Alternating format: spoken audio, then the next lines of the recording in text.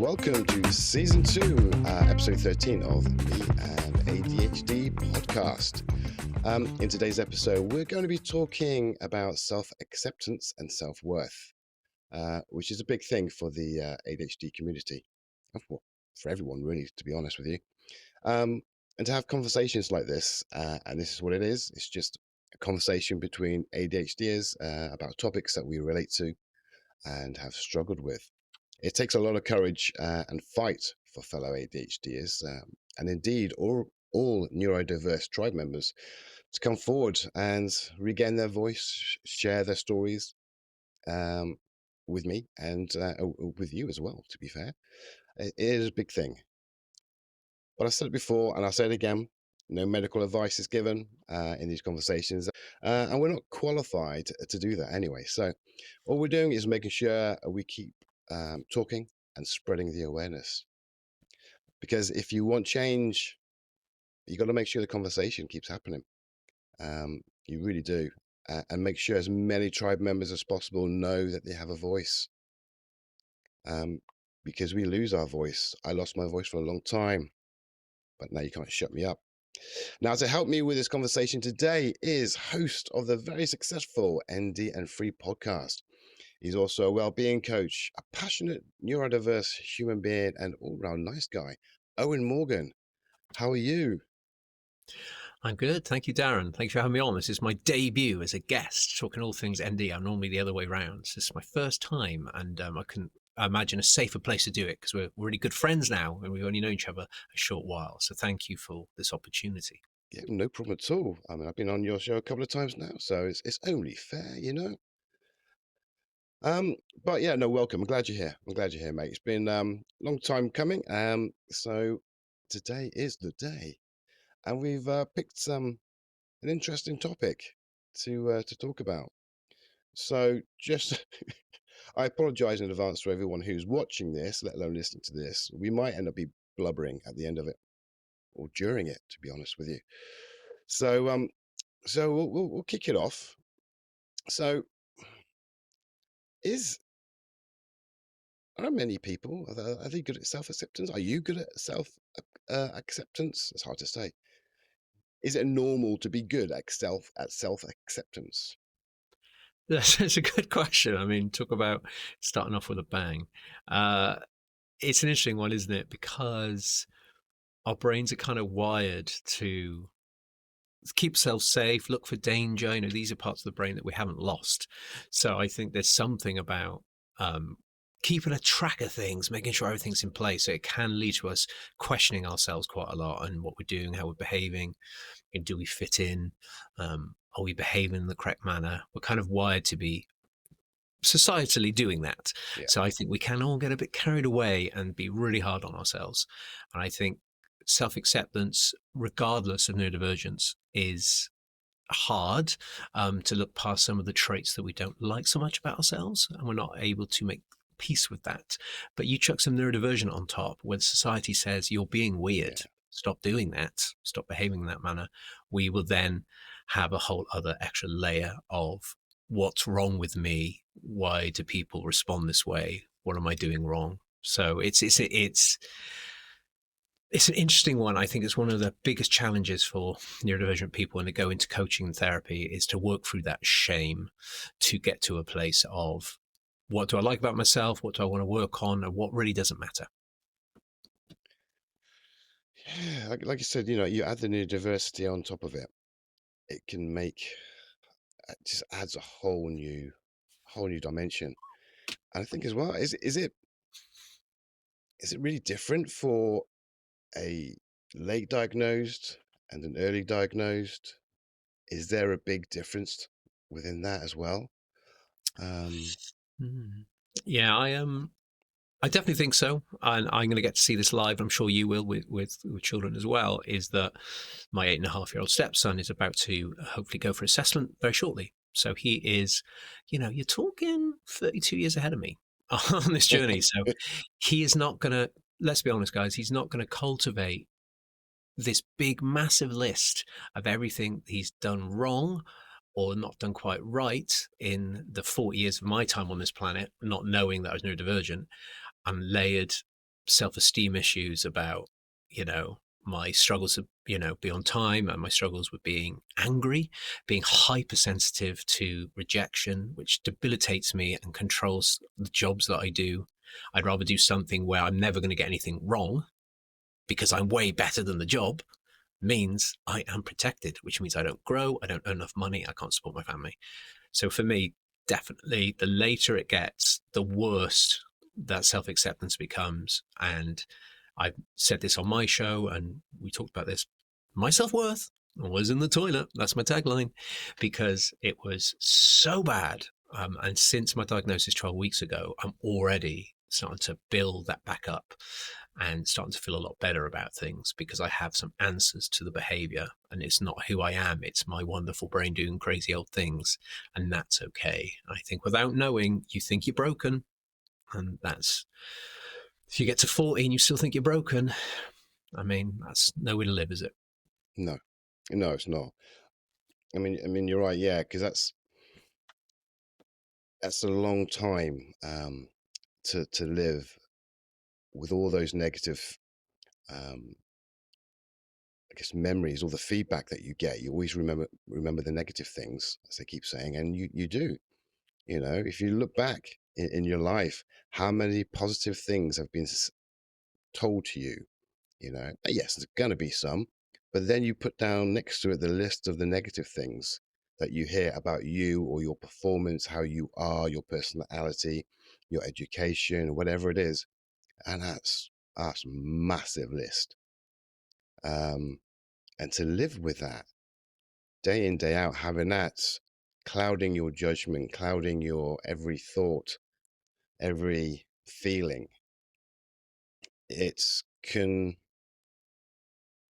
for want of a better phrase, ruin you.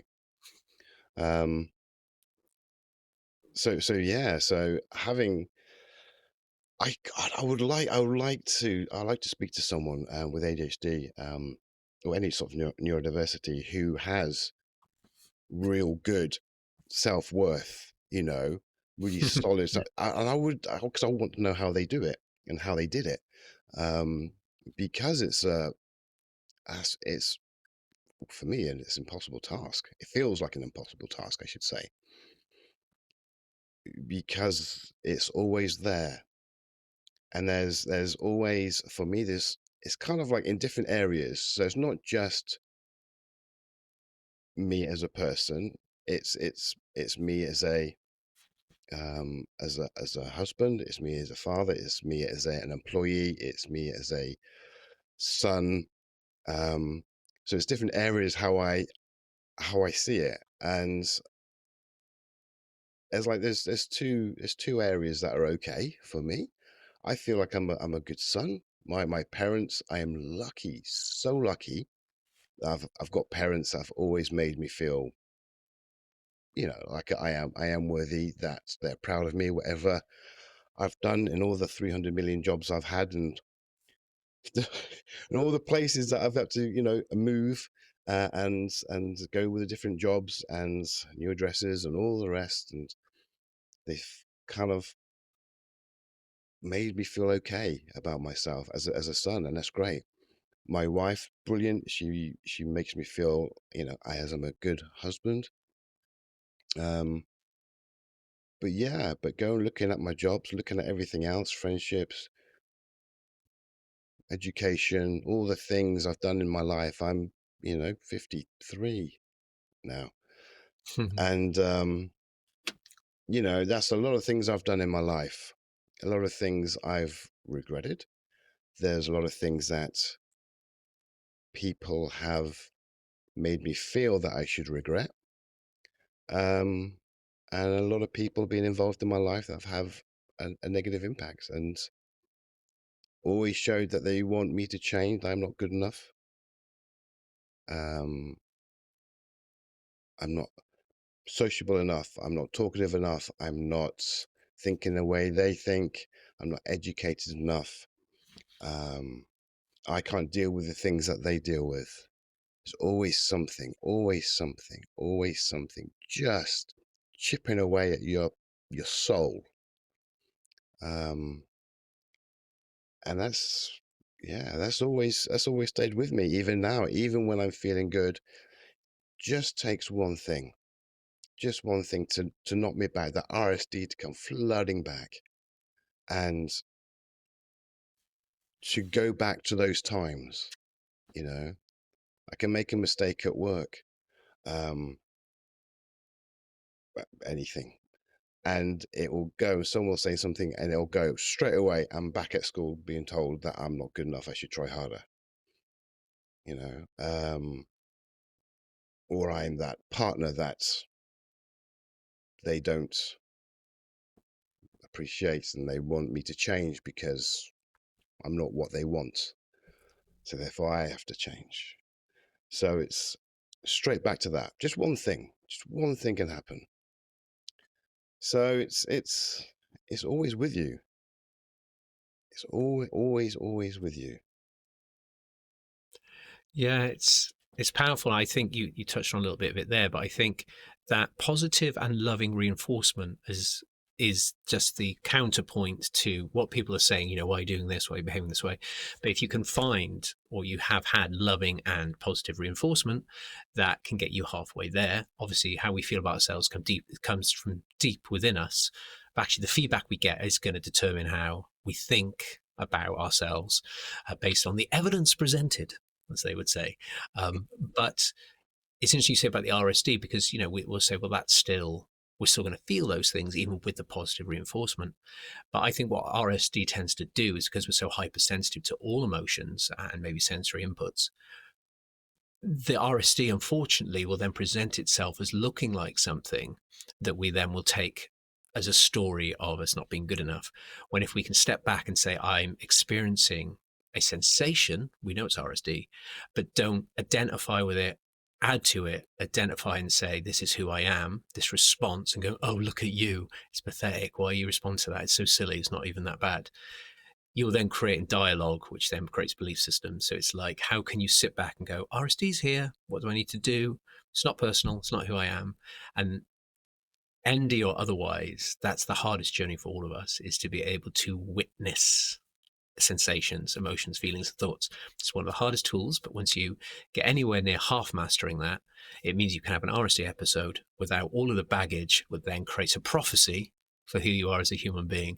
So it's just reminding people to be really aware, and I've had to learn this in 12 weeks, is be aware of RSD when it comes. Be a witness. Witness the RSD train. Do not get on the train, because it will take you on one hell of a journey. Witness the train. So that's my thoughts on it, is that thing you're talking about, that carrying of how we feel about ourselves, that carrying is coming from the RSD, and then we're reacting to it and creating a story. That's why we still have the shame and the self-worth issues, is because we are identifying with the emotion and saying it's part of who we are as a human, rather than a fleeting experience that's horrible, but it is fleeting, you know. You're right. It's one of the things that I've come to learn. I don't know if I say I understand it, but I've learned that beforehand, something minor, as you're aware, something really insignificant, can make you feel bad for days and days, which I don't have that now. It can get me there. Something can happen, and it will take me there, and then there's a little thing on my shoulder now saying, "No, this ain't real. Okay, this is not how it came. It's meant to come across. This is not actually what they meant. This is all okay. You're fine. Your head's just going. It's all right. Everything's going to be okay." And it kind of just brings me out a lot quicker. I mean, within sort of minutes, hours, whatever it is. Um, so yeah, so knowing about it and understanding what it is and why it's there can make a difference, because that logical side sort of starts to go, oh, nope, we're not messing around today. It's all okay. It's yeah. Yeah, and I Sorry. think if you feel those emotions, it's also okay to take action, even if it's an action that you in the past have said is um, I don't know the right word is, silly, stupid action or whatever. So say you have an RSD moment and you know you might have to turn the lights off and have a little lie down in your Oodie, like I do, a little Oodie thing that I got for Christmas. If that's what I need to do, then let's do it. If I need to have a little slither of raw chocolate, I get on raw chocolate now. So if I have a little slither of raw chocolate and I want to turn the lights off and have a lie down and a nap for 10 minutes, I feel a lot better. And even if that in the past may have felt really stupid, that's something I have to do because of RSD, then I'm just going to do it. Like, I don't want to go to my grave going, I lived my entire life by other people's expectation of me. That'd be terrible. Terrible way to live. So if there's something weird that you think is weird that you have to do to get yourself regulated again, just do it. As long as it's not harmful to your overall well-being or harmful to anybody else, just do it. And that's part of the self-awareness that will help you with self-acceptance. No, absolutely. You've got to. I mean, we've come too far when you've got to a point where you know more about yourself. You've got a diagnosis. You've looked into everything, and you put strategies in place. You know what to do in certain situations. If you got to that stage, don't let anything change. You know what you need to do. Don't let anyone tell you, no, we don't want to be doing that. You know, if you need to do it, to do it, because that's what this is all about. The knowing yourself, the self-awareness, the getting a diagnosis, being assessed, and then doing all the research. Let's face it, ADHDers, you've done a lot of research. No point in doing that, okay, if you're not going to put it into, into action and let other people then determine what you're going to do. Because we're here because of other people. So we want to make sure that we don't let other people keep ruling our thoughts. We need to be able to take control and put the things in place. We know it's going to work, so do it. Absolutely do it. So do you think, and this is a weird one, because I'm sure it is, but at the same time, I can't see how. Do you think for a late diagnosed ADHD to have real good self acceptance and self-worth prior to being diagnosed? Because I mean, yeah, the laws of averages says there must be. However, I can't see it. I can't see how you can not be sort of molded by life around you when you're raging ADHD without being diagnosed, not knowing what's going on. How can't it affect you? Well, I think I would say, there's people out there that may suspect they have a neurodivergent brain type, but actually don't need to know. Like, their life is kind of, whether it's deliberate or they've stumbled into it, has kind of worked out. So they don't really need to know, even though they suspect it. And I think that's the same pool of people. So it's those that may have a few things. They're like, oh, it's a bit unfortunate I do that. And I don't particularly like that about myself. But it's not impacting anybody particularly. It's something that they think about a little bit. I think it's just the severity of the consequence of behavior and how elevated those behaviors are. Like, maybe it could be low level stuff because you've got a really good job and maybe a really amazing partner that kind of just gets you and is really got a high window of tolerance for your behavior and things like that. So it's, if you've got that in your life and maybe you're somebody, I've heard this before, that doesn't want to have children. So I think having a child blows up neurodivergent presentations a little bit, for me anyway. That's when you really see it, because you have to take care of a little being and there's a life on the line. So I think maybe people who don't have kids, maybe they don't need the diagnosis. It affects them a bit. And I think maybe those people have a half decent self-acceptance about them and pretty good self-worth. Maybe they've had a perfect job that fits perfectly with their ND brain. They're like, it just works. This job's perfect for it. And they don't really notice it. So I'm presuming that's the case, is that it's not as severe, doesn't have as much impact. So they're pretty much cool with it. I think it's only us guys that where we thought, no, actually is kind of messing things up a bit. We're probably the ones that statistics would say means that hardly anybody has self-acceptance with ND. So, Yeah, it's an interesting one. I mean, what gets you? What hits you? as in presentations wise, Yeah, I mean, how? What? Not just that, but what now messes with your self-worth? good question. I think it was the things from before, but I now have context. So those things will still affect me now. Guys, it's 12 weeks. So, I'm still going to be heavily sensitive and having these same behaviors. But now I can go, ooh, there it is, which I didn't have before. I've got context. Cool. It's my brain. It's not me. I'm not my brain. My brain's not me. It's all part of a cocktail of wonderful life experiences.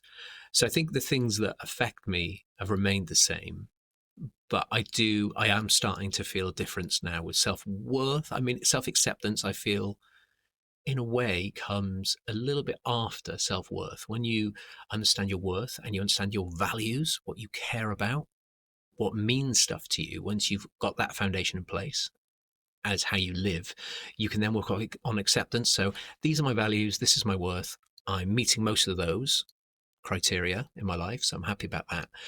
I don't do this yet, but I'm happy to accept it because it's something that isn't as important. So I accept that I'm not going to fix that, even though it might be nice to. So there's acceptance there, and you can make peace. But I think self-worth probably comes first, and working through your shame. Once you've done that, you can build up who you are as a person and accept that person. So I think from the people that I've interviewed, all the coaches have said this, people come to them feeling lost and shameful and trying to rebuild who they are again, trying to figure out who they are underneath their stories about themselves. Yeah, That's most of the journey, is working through the shame, unpacking it and making peace. And then hurrah, you can accept who you are. So I would say self-worth is the big one. And I'm still 12 weeks in. I'm really starting to see a shift now. And it's really special. It's really emotional, really powerful. yeah, because you obviously, 12 weeks. You when you got diagnosed, and me is a year and a half ago, so it's still fairly newish in the journeys. And like I say, when you get the diagnosis, when you get it's not about the diagnosis, it's about the answers. When you get the answers, it can make a huge difference, a big impact in your life, and in a way, sort of change the direction your life goes, I guess, because of the mentality, your thought processes, and you know, cutting yourself some slack. That's the first thing I did. Is I cut myself so much slack, um, for the past, you know, um, and that was a big thing for me. It didn't get rid of all the baggage or anything like that, but for when I look about the jobs, my education and things, nah, I had a lot of struggles that I didn't know I had, and there was no support, so it's not my fault. So I've cut myself slack. I haven't got to the point where I cut myself slack for now in the future. I'm Mm. I'm not there yet. Um, but for the past, yeah, I have. Um, and I do I do I accept that I've got ADHD. I've said it quite a few times. I hate it, don't like it, don't want it. Some people like theirs, some people love theirs. No problem at all. It's their life, my life, and we all got to live, and we all got to be happy. And I can't judge anyone for how they feel about theirs, and hopefully no one judges me about how I feel about mine, because it's my personal journey, just like it's everyone else's personal journey. But I hate my head. I don't like it. I wish it wasn't there. Wish it was Mm. different. Um, but I accept that I've got it. I don't I don't shy away from it. I'm not someone now who can't talk about it. I couldn't talk about having depression, anxiety previously, because I didn't have the answers. I didn't know why or anything. But now I've got the answers. I can talk about it. I can hit it head on. I'm forever looking at things and analyzing what's going on. why I do things, why I can't cope with certain situations, and how can I make it easier and better for myself and others. So the accepting part is, emerging. Um, Still got loads of work to do.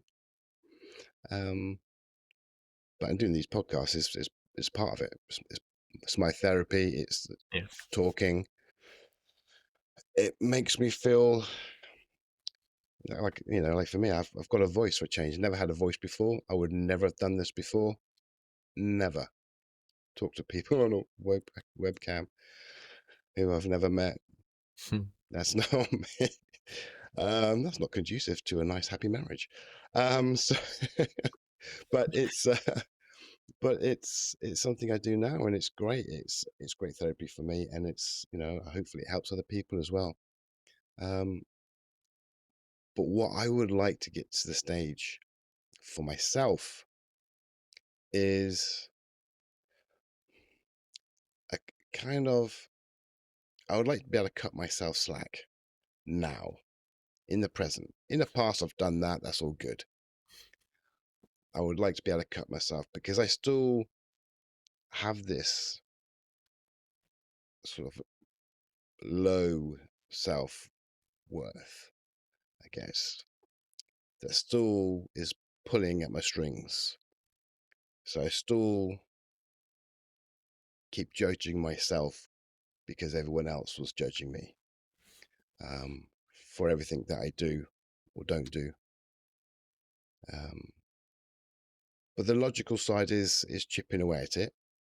The logical side is getting in there. You haven't done the washing up yet because you haven't put the clothes away because it's it's it's there. It's making progress. I wish the progress was a bit quicker, but the one thing I've learned is to surround yourself with the people who actually make you feel good. You know, my circle of friends is small. I'm not going to have anyone who's going to, well, not like me for me, you know, anymore. So my wife makes me feel great. Being a husband, I know I'm a good husband, and she makes me feel that way as well. So it's amazing, And as you said before, I'm rattling on, aren't I? God. Tell you what, you go get yourself a cup of coffee. I'm just going to chat. Uh, it, Yeah. what you said about when you have children, everything as well. Yeah, that could be a big one. And when you have a child that's neurodiverse, can also be a big one. I generally don't talk in depth about our son. That's his story. When he gets older, if he wants to tell it, that's absolutely fine. But when you've got a child in education and you have to fight for the correct education, the correct support, and you are neurodiverse yourself, and your self-worth is, as you say, in the toilet, and everyone you come up across that you have to put that fight over to blames you and makes you feel so bad as a parent and so bad as a person continuously for years, you just it adds another another kind of dimension to the poop you have to go through in life, making people or letting people allowing people to make you feel that way, you know. Um, I mean, I say that there's a light at the end of the tunnel with that, in the end, because that does in the end give you a lot of strength. I will say that because I say that now no one tells me about our son anymore. Mhm. And my wife can. She's allowed to. Yeah. She's earned Okay. that. Mhm. But you have to go through years of um, being blamed for everything. Yet again, not being good enough to get to that point. But like I said, that's why it's like segmented. That's there, that area now. No one tells me about our son now. I want to do that with everything else.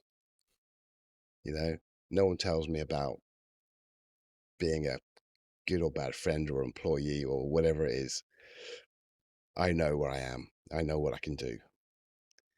So yeah, I mean, I'm going to shut up now. Do you want to talk?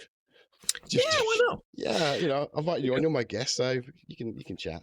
No, that's fine. It's because I'm always hosting you see. So that's just how it flows. But no, this is beautiful. I learned for everything. I learned so much about every person that I've met along the way, no matter what the situation is.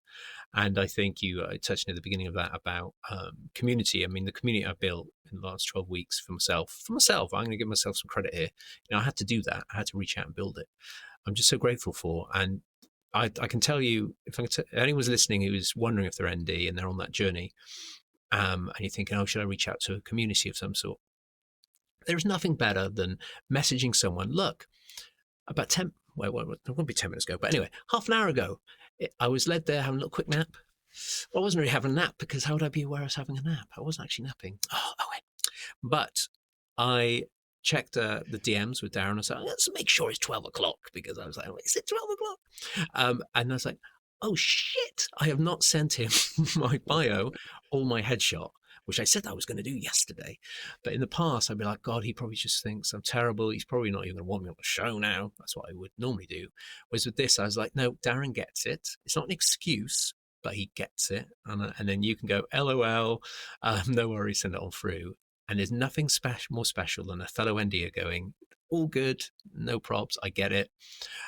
And that there's something very special about that. It can heal so much trauma of how we were seen over the years. So I would encourage people, to check out some communities that feel safe because it is a game changer when you can talk about this. I know we watch TikToks and go, look at that meme. That's not the same thing. It feels good. That's me. I do that. No, having someone you can DM and say, so I'm going to be late because I got hyper focused. They're like, yeah, no worries. Sometimes they might be upset, but they'll never ridicule you for that. It's not ideal, but we're gonna have less time together if that's okay. You're like, okay, that's cool. And then we can start to heal some of that stuff. Some of those interactions from the past can be healed a little bit. So that example I just gave you is one of them. And I think, though that is very powerful, if I've learned anything at work, there's people at work who are neurodivergent who have massive explosions, right? And things like that to link to it. But those explosions can make other people feel extremely uncomfortable, especially if they've got trauma backgrounds and they're seeing a very aggressive behavior. So the hardest thing I think for all of us to have self-acceptance, self-worth, is it's not an excuse, I'm afraid. So just because we're ND is not an excuse for us to behave in a way which is harmful to other people and say, oh, it's just my ND.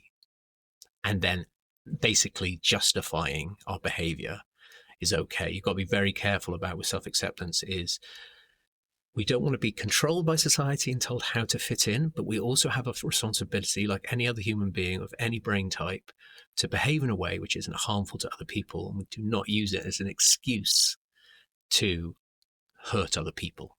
I hope that kind of makes sense. And I think it's that blend of look at me being all silly and being late, to look at me being angry and throwing things around and really upsetting someone with a trauma history. You've got to find this space of like, I have these presentations, I love myself very much, this is really hard, and I really want to work on this with a coach. I'll work on my anger with a coach. I'll work on that. It's a value of mine. I really care about it. I'm not cool with confrontation. I'm going to work on that. But me, forgetting to send an intro to Darren isn't something I'm going to go to a coach about going, I always forget to send the intro. So my life's terrible. It's just knowing what to work on, because I said this in a podcast I've done recently. Sorry, I'm tangenting off here. Side quest is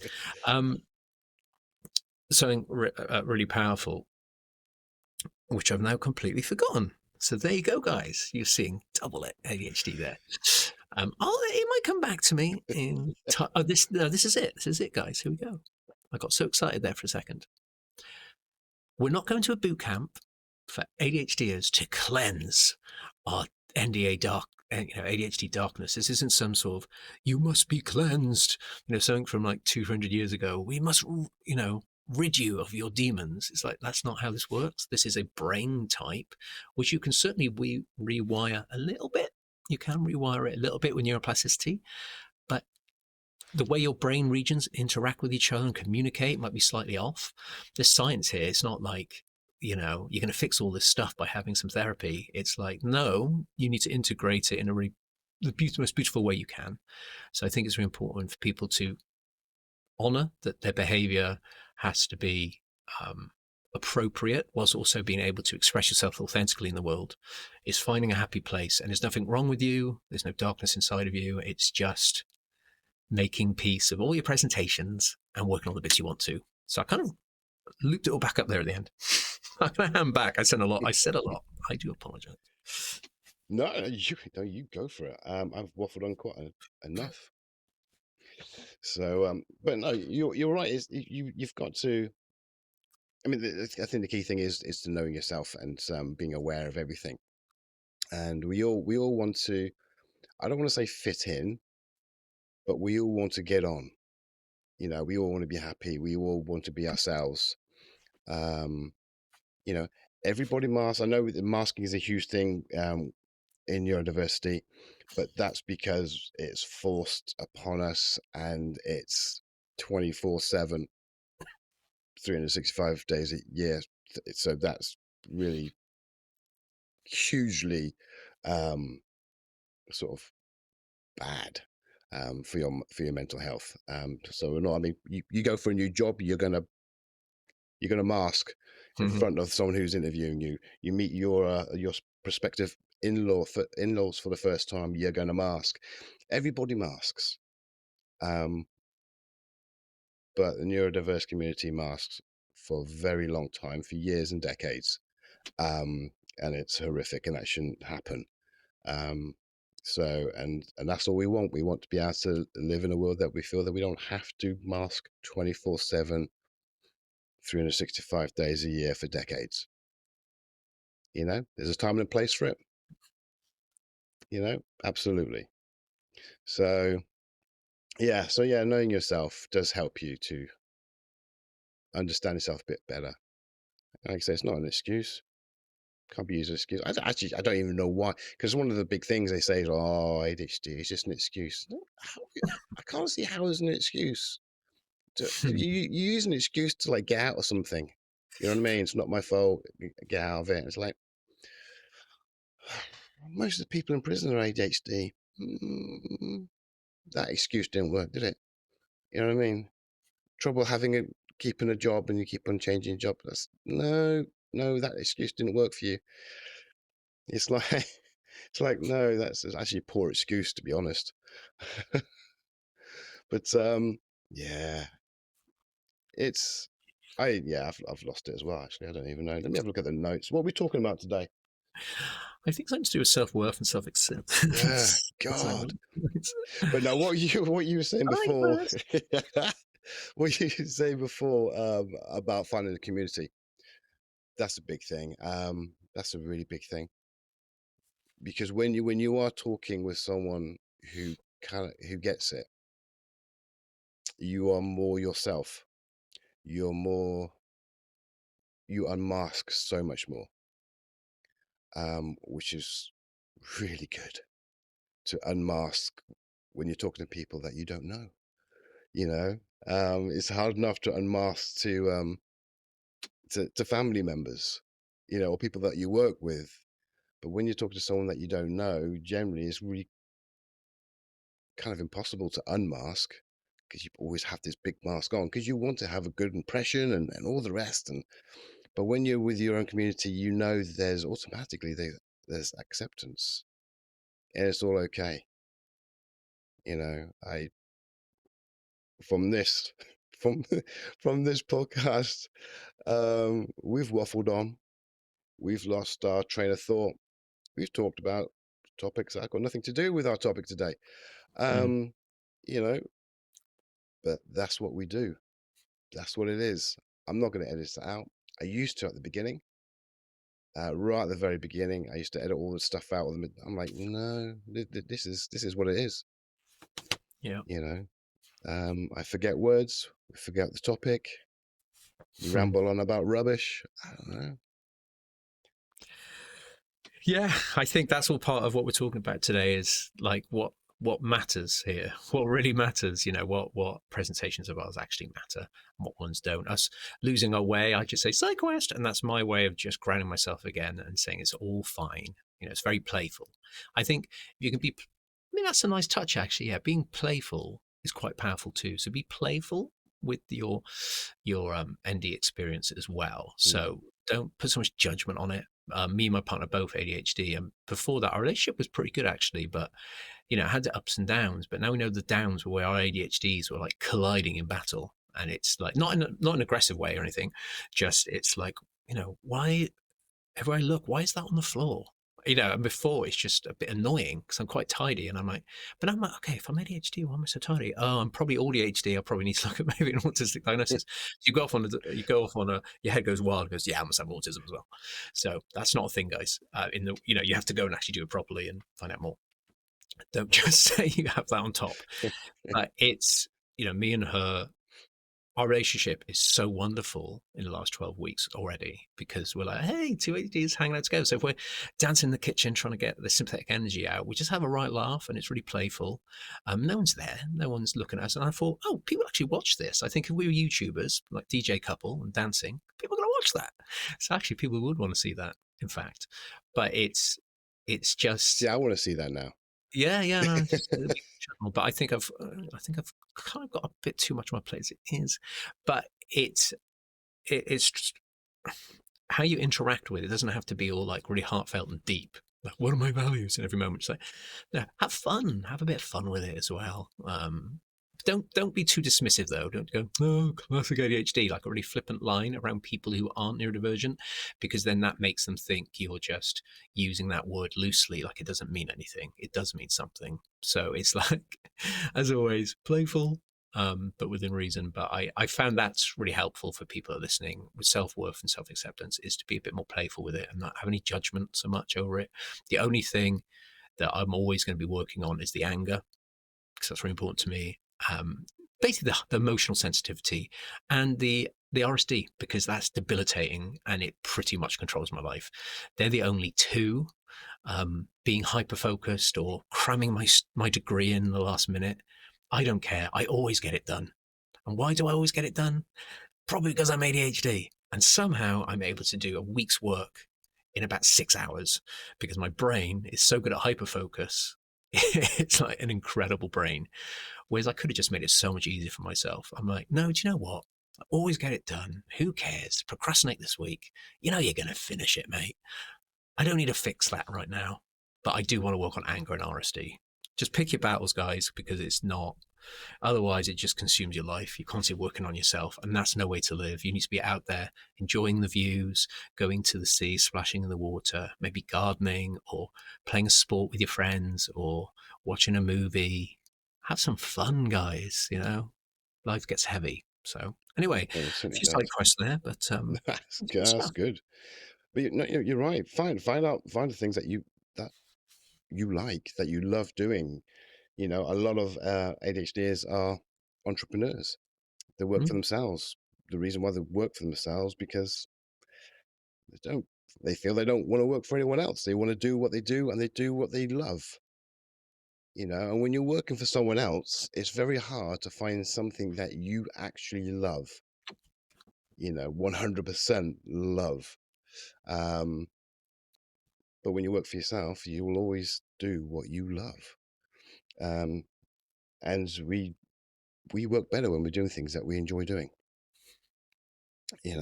So everything in life, find out things that floats your boat in every way, be it job wise, relationship wise, what makes you feel happy? You know, is it going for walks in the countryside? Is it listening to certain music? Is it movies, certain foods, whatever it is? Find things that you enjoy, because you need more enjoyment in your life, you know, and the more positive input into your life, the better you're going to feel.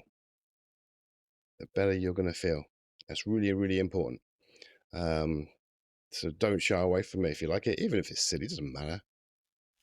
Silly is good sometimes.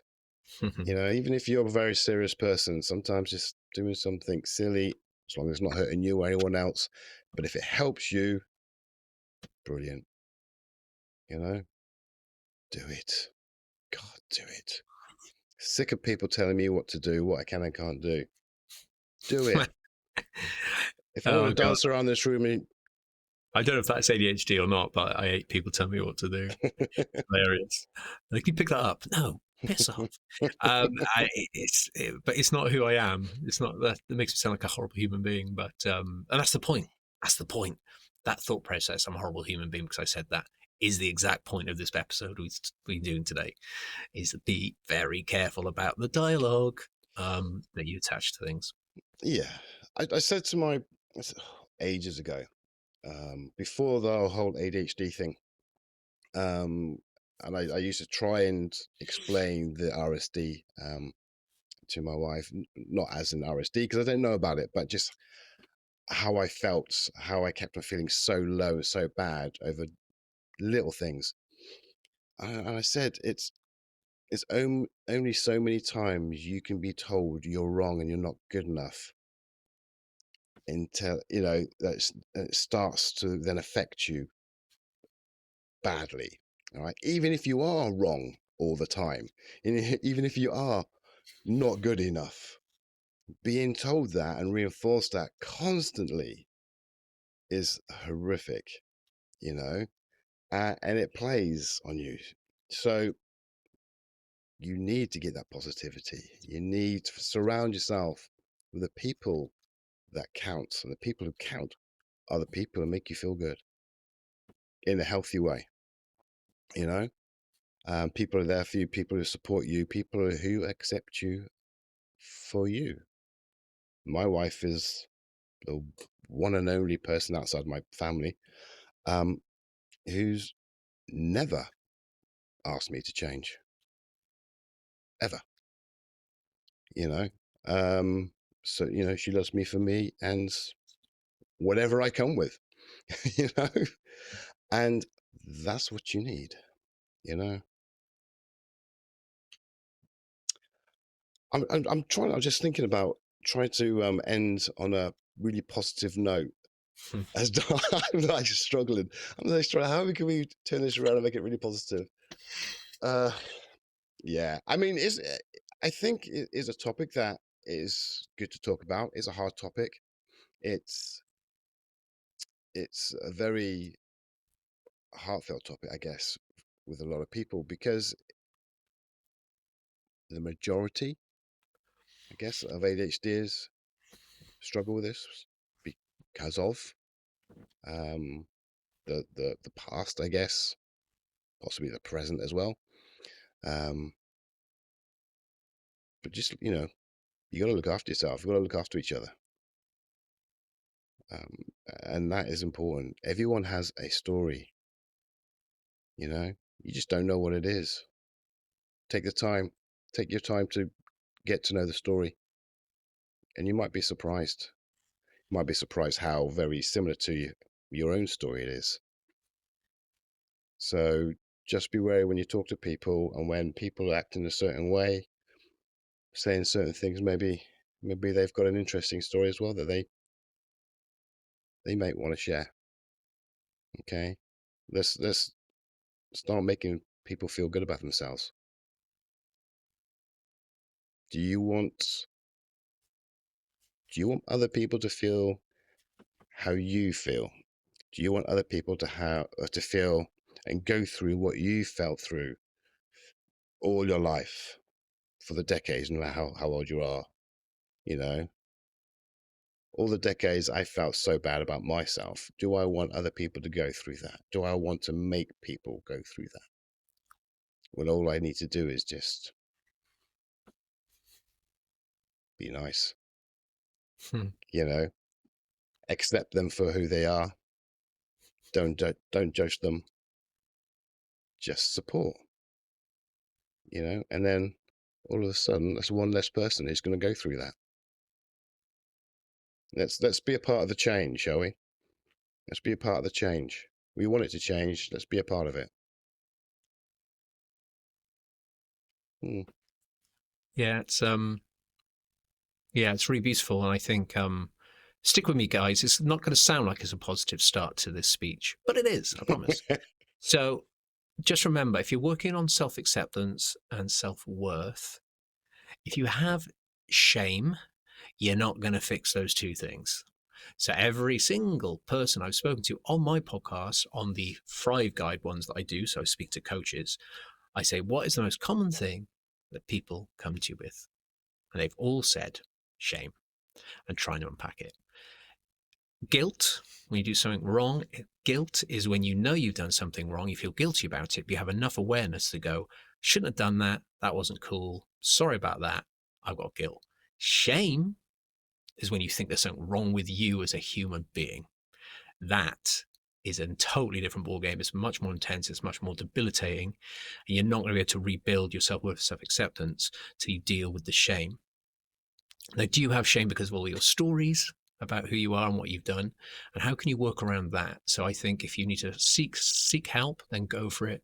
If you can work on it yourself by listening to podcasts or watching videos and learning tools, you have to work through the shame. And that might mean you need to apologize to people for what you've done, but know that it wasn't who you are. As soon as you make it who you are, that's when the shame is going to consume you. And if I've learned anything so far, that's where the work is to work on those things. And one of the most powerful things you can do, because shame is something you're going to feel in your nervous system. So you're going to be in fight and flight, shutdown mode, fawn, flop, all the things, the words they use for your nervous system for this.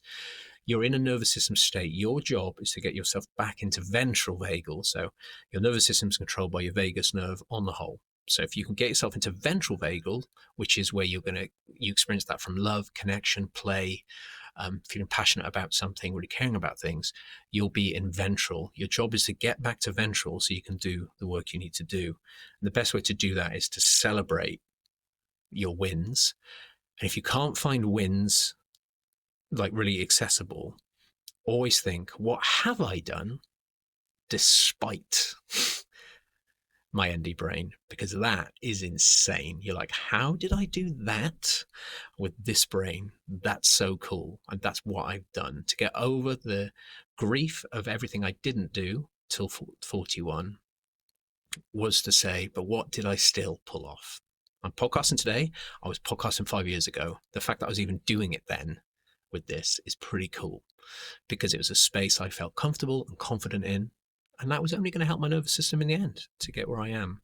And I think celebrating who we are, you have to do that as part of the healing, because otherwise you're going to have nothing to counterbalance it all and make yourself feel like you're worthy in this world. And all the work that I've done, I've done hundreds and hundreds and hundreds and hundreds and hundreds of podcasts. If I'd only just done one podcast and then passed away, my voice is eternal, right? So until Spotify shut the account down and no longer publicize it, my voice has impact and your voice has impact. So if you want to help out people, some charity work or help at the dogs and cat shelter or whatever, just do something where you're like, oh, I feel so good as a human that I'm able to do this or give back or be a voice like Darren says. I just think it's really important to, I'm going to wrap up, really important to celebrate. I think celebrate is such a good word for it. It's just to celebrate. So me and Darren can celebrate that we're sat here today doing something really important, no matter how big or small. Do it. You can celebrate if you're really kind to someone at work. Maybe you work in retail like me and Darren do, and you did something really cool for someone and you thought, oh, that was really nice. I'm glad I did that. I feel good about myself. That's how you're going to heal, because you're like, yeah, you're a good person too, remember? Just because you got a bit angry that time or you felt pathetic because someone said something and didn't even mean it. What about all the good stuff today? What about that cool thing you did? Or the fact that you're listening to this? Celebrate that. That's you wanting to work on some stuff. How cool is that? So please, guys, celebrate, because it will help you with all the shame. And I'm still working on it. I've got a way to go, but that's the positive message, is that despite all my struggles, as an entrepreneur at heart, I've built so much. Guys, you know, if you're going to take anything away, take this.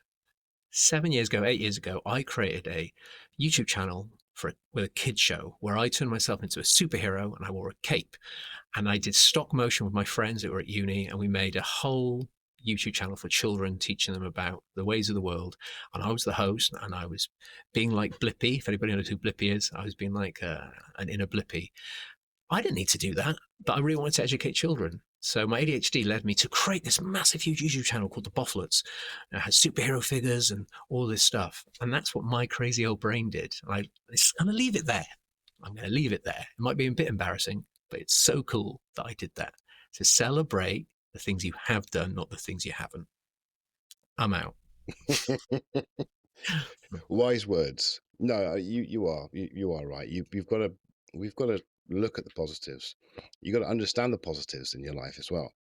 Sometimes they can be hard to see, but once you start looking for them, you can see them. And sometimes it takes someone to point them out to you, and when they do, it can make a huge difference. And I've had some positive things that I've done point out to me by a lovely lady, the burnout coach, Shar Crawford. Conversation. Yeah, We had a conversation, and she pointed some things out to me, and I'm like, yeah, that was just so behind closed doors. I didn't see that. I just saw this. And then now I understand that. Yes, I did that. And without me, that would not have happened. And when you think logically about it, yeah, we are where we are now because of me. I am worthy with this. I am something. I am somebody. And you can too. That's the way we gotta look at it. There is positive in everyone. Yeah, no one's forcing you to sit here and do this podcast. No one's like, Darren, interview someone else now. You're making a choice, and it's a really cool one, a really fun one, and a really inspiring one, and that should be enough to rebuild, self-esteem and who we are. So, yeah. This is why I do this podcast. I've approached this I need to approach my life like this as well. I do this because it helps me. I get to talk to other people and relate to other people, and I'd like to hope that I help them as well if they need help. But I'm not the best person to talk and have a conversation. I've never been a talker. I'm still finding a voice. I've got the passion to speak now, but I just haven't got the vocab or the ability to speak very well. And I know that, but I'm not allowing it to stop me anymore, where it used to stop me all the time. But I'm doing this now, and I'm not a natural speaker. But I want to do something that's going to help other people. I want to do something that's going to have an impact. I want to do something for me as well as for other people. I am interested in this. I like doing this. And I'm not worried about getting 20,000, 100,000 viewers. If I help one person, there you go, job done. And I need to go about my life that way. I'm not going to worry about I'm not very good at something. I'm going to do it anyway because I want to do it and I like doing it. And if someone else appreciates it as well, that's the bonus. So yeah, that's all I'm going to say on it. Well, you wanted a positive finish. I think we both pulled it off. Congratulations to us. Let's celebrate. Oh. It's brilliant. It's been great having you here. It has been great having you on. Thank you. And having this conversation. It's been I find it quite a difficult one. I know we joked about it beforehand, but I actually found it quite. I was getting sucked into what I was saying quite a lot, and it kind of like threw me a little bit. I need to be, I couldn't pull myself back in very well to be the host again. And I'm like, okay, you're the host. Actually, you're my therapist. I'm just letting it all out. just, oh. Well, So, technically, apparently, I'm a coach. I'm qualified in it. I don't use it, but maybe it plays out subconsciously. Who knows? well, yeah, maybe I'm not going to get a bill in the post, aren't I? So, no, it's been great. And it's good to have these conversations because we need to have these conversations and to keep the conversations going. So thank you for coming on and having this weird and wonderful conversation with me and us. Mm. But before we go, I'm going to take a little note out of your book. Tell everyone about you. Oh God, the dreaded pitch. Firstly, thank you so much for having me on. Obviously, this is my first time. I've done loads of guesting before, but first time talking about neurodivergent stuff.